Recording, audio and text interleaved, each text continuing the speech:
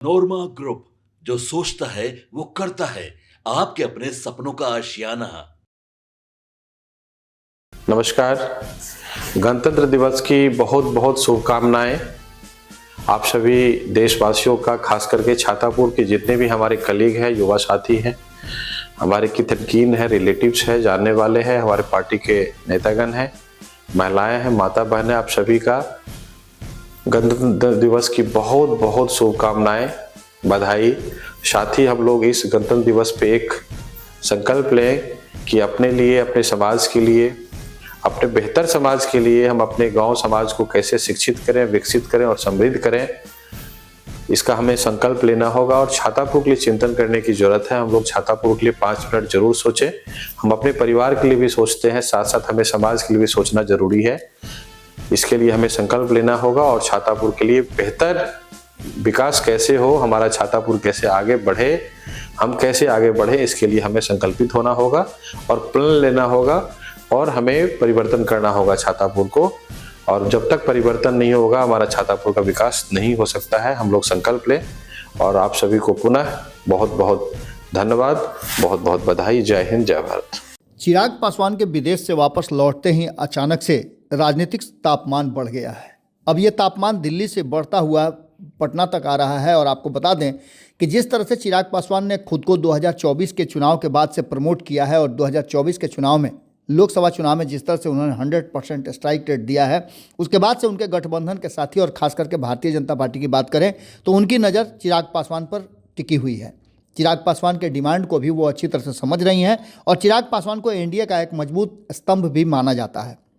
आपको बता दें कि इस बीच में दिल्ली में चुनाव चल रहे हैं और दिल्ली के चुनाव में चिराग पासवान एक सीट पर चुनाव लड़ रहे हैं। दिल्ली में विधानसभा चुनाव को लेकर के सियासी सरगर्मी तेज हो गई है और 5 फरवरी को वहां मतदान होने हैं और 8 फरवरी को वहां रिजल्ट निकलेंगे। इस बीच आपको बता दें कि दिल्ली के 70 सीटों में एक सीट है देवली, जो रिजर्व सीट है, और इस सीट पर चिराग पासवान ने अपना उम्मीदवार उतारा है।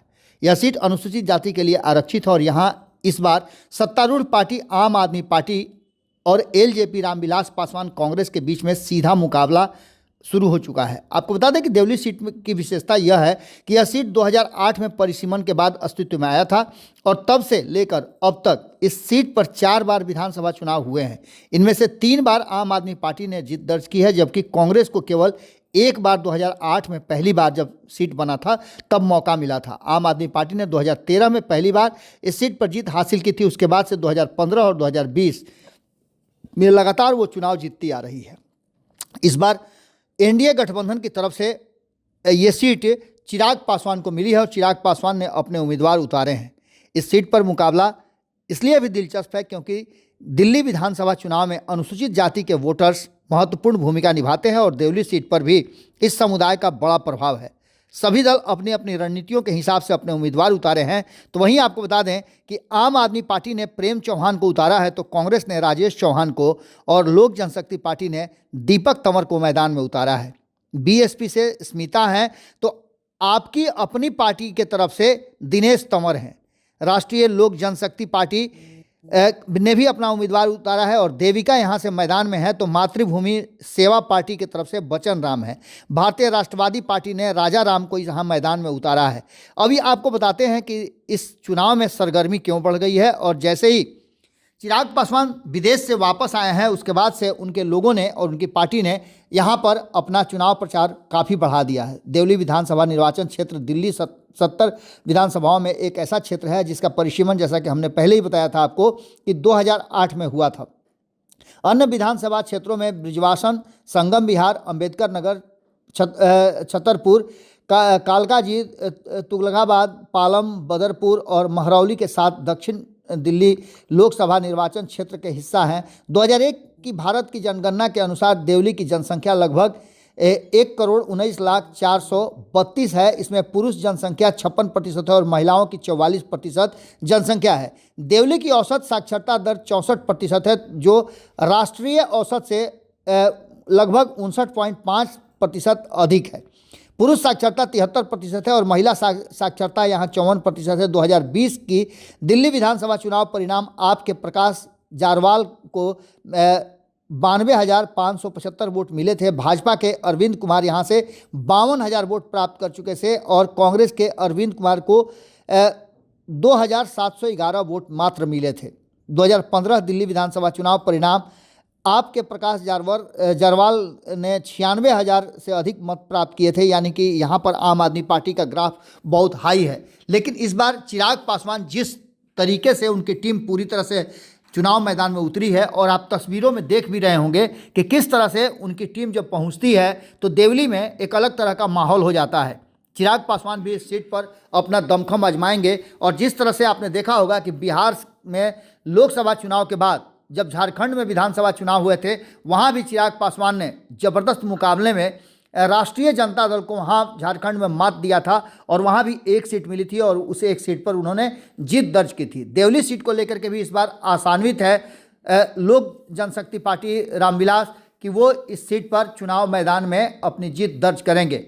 आपको बात करें तो तंवर के जीत की गारंटी दे रहे हैं उनकी पार्टी के लोग और लगातार उनके जीजा जी और जो कि पूरी तरह से इस चुनावी रणनीति को देख रहे हैं और चिराग पासवान की अनुपस्थिति में उन्होंने बेहतर प्रदर्शन किया है और अपनी टीम को बेहतर सामंजस्य के साथ दिल्ली के देवली सीट के साथ साथ बाकी के 70 सीटों पर भी एनडीए गठबंधन को मदद करने का बीड़ा उठाया है। आपको बता दें कि इस पूरी जो प्रक्रिया है उसमें कुछ तस्वीरें हमारे पास आई हैं, जिन तस्वीरों को आप देखिए और अंदाज़ा लगाइए कि किस तरह का माहौल आग बन गया है। चिराग पासवान विदेश से लौट आए हैं और जब चिराग पासवान चुनावी मैदान में उतरेंगे तो और माहौल क्या होगा। इस बीच आपको बता दें कि राजेश वर्मा हो या पार्टी के अन्य जो सांसद हैं वो सभी चुनाव प्रचार में पूरी तरह से जुट गए हैं और चुनाव प्रचार की प्रक्रिया जो चल रही है उस प्रक्रिया में कहीं ना कहीं इस बार बेहतर प्रदर्शन की उम्मीद के साथ मैदान में उतरे हुए हैं चिराग पासवान। चिराग पासवान के उम्मीदवार भी काफ़ी आशान्वित नजर आ रहे हैं और कॉन्फिडेंस उनका काफ़ी हाई है। आपको बता दें कि देवली सीट को लेकर के जिस तरह से दीपक तंवर पूरे तरह से मैदान में अपना दमखम लगा चुके हैं तो वहीं उनकी पार्टी भी दमखम लगाने के लिए हर वो संभव प्रयास कर रही है। लोगों से डोर टू डोर मिलना हो या फिर सभा के माध्यम से, नुक्कड़ सभा के माध्यम से लोगों को अपनी तरफ आकृष्ट करना हो, हर स्थिति में आप देख लीजिए तो देवली में नज़र आ रहे हैं इस बार चिराग पासवान और उनकी पार्टी के नेता। इस पूरी प्रक्रिया के तहत अब जब चिराग पासवान लौट करके आए हैं और वो मैदान में उतरेंगे तो आप समझ सकते हैं कि क्या अंतर पड़ेगा। कुछ तस्वीरें आपके सामने हम हैं जिसको हम छोड़ करके जा रहे हैं, आप खुद ही अंदाज़ा लगाइए और देखिए कि जिस तरह का जोश लोगों में है वो देख करके आपको क्या लगता है। क्या चिराग पासवान इस चुनाव में अच्छी खासी मार्जिन से जीत दर्ज कर पाएंगे या फिर एक बार फिर से आम आदमी पार्टी का यहाँ झंडा बुलंद होगा? विवेचना आप कीजिए और तस्वीरों को देख करके ये बताइए कमेंट बॉक्स में कि आप क्या सोचते हैं।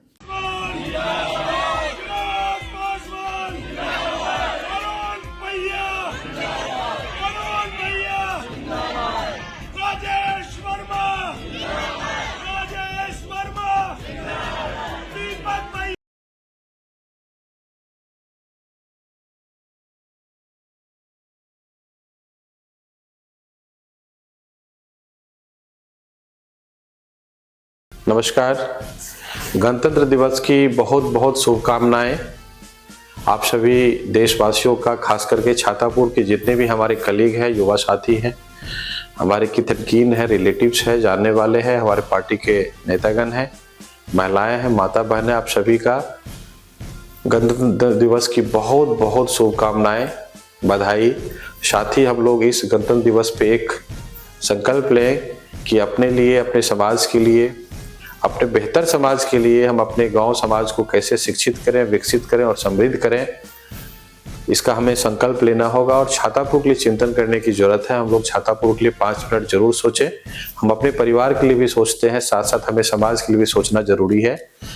इसके लिए हमें संकल्प लेना होगा और छातापुर के लिए बेहतर विकास कैसे हो, हमारा छातापुर कैसे आगे बढ़े, हम कैसे आगे बढ़े, इसके लिए हमें संकल्पित होना होगा और प्लान लेना होगा और हमें परिवर्तन करना होगा छातापुर को। और जब तक परिवर्तन नहीं होगा हमारा छातापुर का विकास नहीं हो सकता है। हम लोग संकल्प लें और आप सभी को पुनः बहुत बहुत धन्यवाद, बहुत बहुत बधाई। जय हिंद, जय भारत। आपके सपनों को हमने सजाया है।